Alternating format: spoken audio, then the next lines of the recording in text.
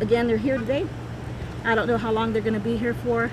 My information I'm getting is now the elected officials, Javier Salazar's guys, are on scene now, and so they're interrupting my official business here that I have to do. As you see, I still have my purse on me. I had to run out and get something to drink. I have several subpoenas here, just 7 of them right now here. These aren't including the ones that I've gotten before. Can I get? We'll hold on to that for my legal attorney. Okay. Several subpoenas. I have been improperly served from day one. I've never been officially informed that I was under any kind of criminal investigation by the Texas Rangers nor by the FBI. The way I found out was that I had a brief phone call with Mr. Bradley Freeman, the Texas Ranger, who briefly discussed that he wanted to meet with one of my officers. Okay, great. And then shortly after that, he hangs up and calls my attorney. My attorney turns around and calls me and says, hey, he just said that you're under criminal investigation. And so you can see the inconsistencies of stories we've had, the improperness of their duties as officers. And yes, I am being attacked. So this is a part of a criminal investigation into you specifically? You know, I really don't know. That's the Okay. thing. If you notice, and I can show you just the brief top of it. Just the top of it right here. Just the brief top. What's the case number again? You mind holding that? I'm just going to show you the brief top where it says State of Texas versus who? Versus who? State of Texas versus who? Okay. These are the games that they play with me. Have you ever been called to testify before a grand jury? I haven't been called on this case to testify before a grand jury at all, ma'am. Okay. Again, too, I don't know why they're in my office today, what they're looking for. I can say that we have done nothing illegal in this office. The only thing I have done is stand up for my community. I'll continue to do that. I'm going to continue to be vocal. I am not going to be part of the good old boy system. I refuse to join Judge Nelson Wolf's game. I refuse to join Joe Gonzalez, the district attorney's game. I refuse to join Javier Salazar, the sheriff's game. I will not join any of them. And also their assistant, Don McCrow. I refuse that Bradley Freeman here with the Texas Rangers was not cooperative enough to sit down and discuss this matter with me at hand, who has left me on the sidelines wondering what is going on here. And how do you feel right now? I mean, you know that you're the subject of possibly a criminal investigation. FBI, Texas Rangers are here. How do you feel? Well, I tell you, it upsets me. It really does, for the fact that I went and took several prosecution packages because we are a law enforcement agency, so we have criminal cases that lay before us. One of them, again, was Deputy Moreno and Deputy De La Cerda. We laid charges on them. And they held on to these charges for several weeks, several months. I got a call from the district attorney's office saying, Constable, just send an email over here and it just say that you're going to go ahead and give us the okay to go ahead and go before the grand jury to indict these 2 officers. I did. And they're going to find that email in my computer where I gave the okay for them to go ahead and go for the grand jury for indictment for these 2 officers. Now, all of a sudden something changed. I don't know if it's because I'm not talking about politic background, because again, they'll try to go and put a complaint on me over at the ethics board. But I think it had to do with me, first of all, being so outspoken. Second, maybe a possibility of running for another seat. Okay. And so they're trying to stop me from speaking out to what's going on behind the scenes. And what I call it is, what I tell the community all the time is, come with me on the other side of the door. What does that mean? Well, basically what that means is that come with me because yes, ma'am, or yes, sir, you've elected me, and you get to see out here what's going on, but I want you to join with me on the background to see what's going on behind the doors with these elected officials. I have opened up that door and been transparent with my community, something that other elected officials have never done and do not want to know, do not want the community to know what goes on behind closed doors. The favoritism, the large contributions that go on from corporations. I've urged people to go look at the election site on campaign reports. You'll see a huge amount of money given over to these elected officials for the best interest of all these big businesses or deals on the side. My thing with that is that if you look at my financial report, you're not going to see all that because I'm for the people. I'm not for politic influences. Are you scared? No, I'm not scared. I'm not. You know what? I'm waiting for them to get done here because I will, and I am going to seek more legal advice going forward. I've already seek legal advice currently right now, but I am seeking other avenues to go forward with the county because I think that they do need to be held responsible for what they've done here. Are you in any way on any sort of leave? You have your badge and everything like that? I don't answer to nobody. I am the elected official, so I am the top boss of the whole office currently right now. I know they've listed me as an employee. I'm not an employee. I'm elected by the constituents who are my bosses, and no one else is my boss. Okay, and any comment on these lawsuits, De La Cerda and Sure. I know they said there's several lawsuits. There's not several lawsuits. I only have 2 in the federal district court. That's it, that were recently filed. And I've never been served with them, so really at this point in time, I really do not have lawsuits because I've never been served with them yet. Okay, I know about the federal lawsuit from Moreno, and then there's, I believe, 2 Bexar County District Court lawsuits. Those aren't my lawsuits, ma'am. Okay. You would have to ask Judge Nelson Wolf on those. And Mr. Wolf is expected to speak here soon about what's going on here. Any word I for hope him? he does speak out. He's called me wacko before on the San Antonio Express News, very unprofessional. I've gone to their offices. I've gone to Judge Nelson Wolf's office to try to meet with him. He doesn't sit down as an elected official with me to sit down and discuss matters. Mm-hmm. I've gone to Javier Salazar, the sheriff, to get to know him, and we work together. Of course, I know of him before taking office. He laughs. He just thinks everything's a joke all the time, which is very unprofessional. And then we also have Joe Gonzalez, who I've gone to his office, and he refuses to meet with me also.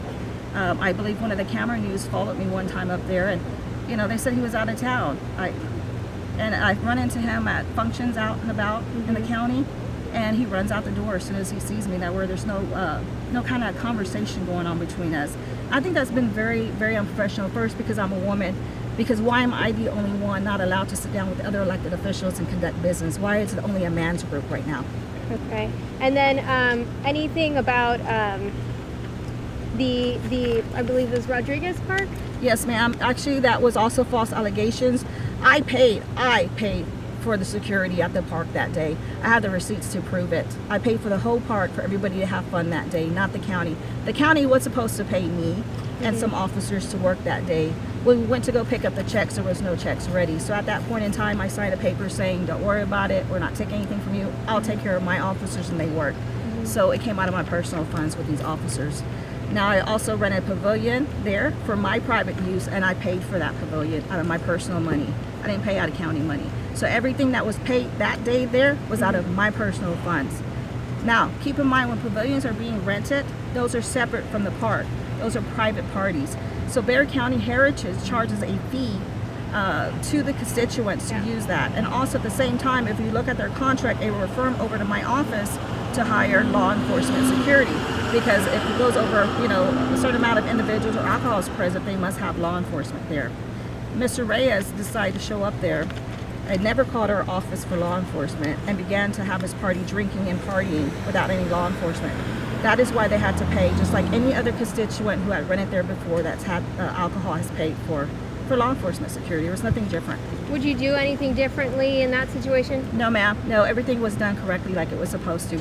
I am the head of the office. I am the policymaker of this office, so I'm able to change policy at any time. Mm-hmm. So being out in the field, if there's a need or, that I have to change something immediately at that point, then that's a decision that I make and I'll stand behind it. Okay. Mm-hmm. And people are asking where your badge is. Is it? Oh, yes. I actually ran out the door and forgot it. I'm sorry. It's probably at home on my counter. So. Okay. Mm-hmm. Okay. And then will you be doing business as normal? They have shut down my operations of business today. That's another issue we're having, is that the constituents pay for a service to be, provided to them, mm-hmm. and they paid for one today. And right now, my officers aren't functioning. My office isn't functioning. None of us are doing our duties that we're supposed to be doing right now.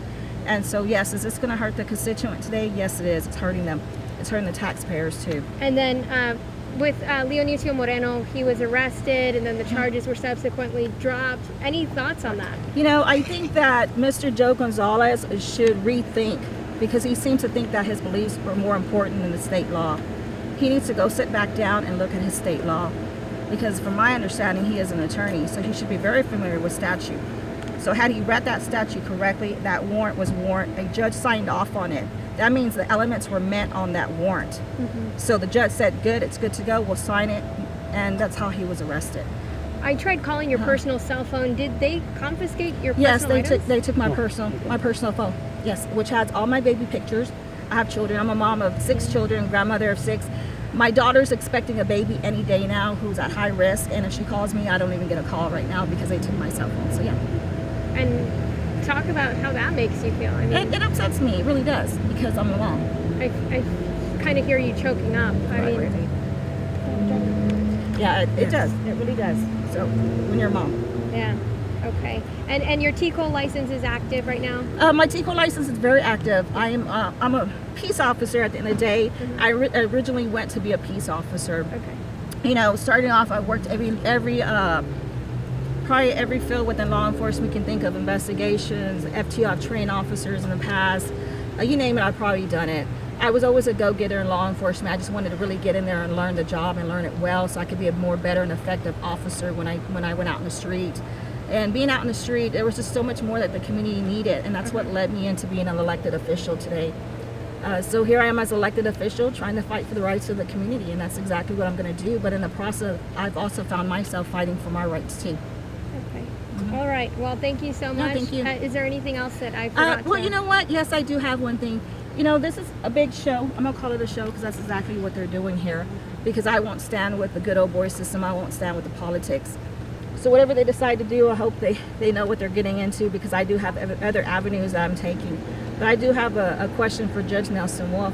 My question to him is that why wasn't his son held accountable? Why wasn't this big show done when he was accused of DWI? Why was he allowed to walk out the door just like Deputy Moreno right out the door? And what are those? What's going on with the alleged accusations of pedophilia with his son right now? That's what I like to know. Is he redirecting those concerns with his son? They're alleged, but I think that he also needs to focus on his son's behavior and the alleged accusations, because those are some strong accusations. And as a parent, yeah, I definitely would want some answers. All right. Well, thanks so much, Ms. Thank Miller. you. Just a question. What else have they done? They denied you access to the office? They took county issued cell phone. They took my personal cell phone. I have no communication with my family right now. Matter of fact, I'm in limbo. Like I said, my daughter's a high risk right now. If she goes in labor, I wouldn't even know. I'm a mom also of a 4-year-old who right now I got no contact, and I'm kind of one of those moms that, you know, periodically I like to check in on my kiddos, see how they're doing. I mean, I know you said you're not scared, but the likelihood of criminal charges and arrest, I mean... You know, that's far from it. I know that I'm innocent. I haven't done anything wrong, so there's nothing to be scared about. But what upsets me is the show that they're doing behind me, because, come on, when is enough enough? You know, politics, corrupt politics, that's not right. You know, the community wants something different. They wanted something different. They wanted you to change. They didn't want this anymore. They wanted something different. They wanted somebody to come in and do the right thing. That's what I've been doing, the right thing at all times. These guys, they answer orders to certain individuals, and they also have connections into the politic world. You know, and if I have to say, you know, the community does have a right to say when they look at law enforcement as that they don't feel safe with us anymore. They have every right to say that. And I can understand where they're coming from. When you have law enforcement, such as some behind me, not all, because there's some good guys probably standing behind me right now, but when you have law enforcement that starts becoming corrupt, and I'm just going to average out a percentage, don't quote me on it, I'm give or take, when you have about 65% officers now that are involved in doing the wrong thing, we have a problem, a huge problem. When you have a small percentage of officers that are doing the right thing, we have a huge problem. Why? Because there should be more officers doing the right thing than officers doing the wrong thing. And so that's another thing I've worked on here in this office too, is that I come across officers making poor decisions out there. And yes, am I one to call them on it? Yes, I am one to call them on it. I think we're supposed to be held at a high standard as elected official and also as a law enforcement, just wearing, you know, the uniform out here. The community needs to be able to trust us. And if they can't trust us, then what are we here for? And so that's part of the reason why I'm out here based on my community, but also out here to say that there's a small portion of law enforcement like myself that are still here trying to do the right thing. But a small portion versus a huge portion like this, who do they think is going to win? Of course they want to win, but you know what? I'm going to stand tall, because one person, one voice, that's where it always starts. Did you expect any of this? No, ma'am, I didn't. I didn't expect any of this show. I didn't expect them to come into my office. I never expect them to stop my duties here at all. And so here we are. Again, like I said, constituents paid a fee. They've stopped my operations of business here. They stopped my everything at the office. My constituents right now are probably wondering what's going on behind me. Well, here we are. I welcome my constituents, though, to keep coming out to me. I have an open door policy. I'm probably your only elected official who does have an open door policy, and the reason why is because I want to hear what the community has to say. I can guarantee you right now, you can call an elected official's office if you just wanted to go in casually, not for a media show, because we do have elected officials, you know, like Javier Salazar likes to be on TV for media shows, but I'm not one of those. The only time you see me coming out on TV is when I have to justify reasons like this. Because my job is not about the TV. My job is about the community. My job is about these officers too behind me. And let's talk about the officers, my deputies. Yeah. You know, and they're not my deputies. They work for me. But we're kind of like a family here. And so I got to understand that they put my officers through some emotional stress right now too.